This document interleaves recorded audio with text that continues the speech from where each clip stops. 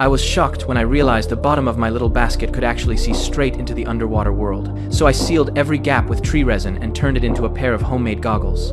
But the second I stepped underwater, I realized I couldn't breathe at all. I ripped the goggles off and gasped for air. Still, I wasn't ready to give up. I made a breathing tube out of plant stems, but it was way too short, so I had to swim back to shore. The next time I built a much longer one, but without support it bent almost immediately, and I ended up crawling back onto land looking completely defeated. Then I noticed some plants floating on the surface, and suddenly an idea hit me. I started building a floating breathing device. This time, it finally worked. I dove deep beneath the water. What I saw down there was unbelievable. Every second felt like I was discovering a brand new world. But then, a massive fish slowly started swimming toward me. Before I could react, my dad suddenly yanked me out of the water and sprinted toward the shore like his life depended on it. And I still had no idea what was happening. I was actually proud of myself, showing him my homemade diving goggles like I'd just invented something amazing. To calm my endless curiosity, my grandmother decided to tell me an ancient family story.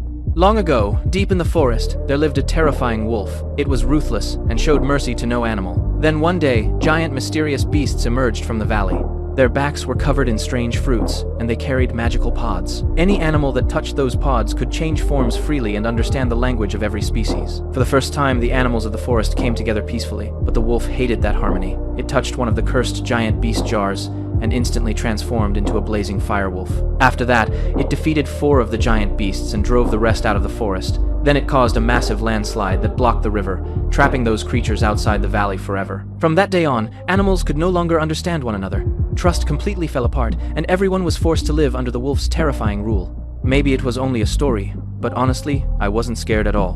One day, I met a young bird that had just grown up.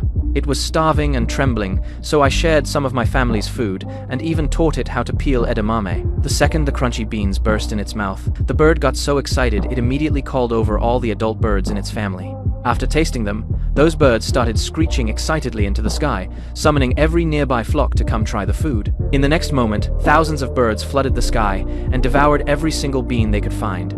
My family's food storage was wiped out almost instantly. That was when I realized I had made a terrible mistake. My father couldn't do anything about it either. Our entire otter family was forced to hide underground, surviving only on scraps the birds accidentally dropped. I went from being a little hero who loved adventure to the most hated criminal in the family. Every time my father looked at me, he exploded with anger. I regretted everything I had done. Years later, I ran into that same bird again. By then, just seeing any bird from its family filled me with rage. So the second we met, we started fighting. During the chaos, I accidentally fell into a hollow tree and touched a mysterious pod. Because my mind was completely focused on that bird, I suddenly transformed into its exact appearance.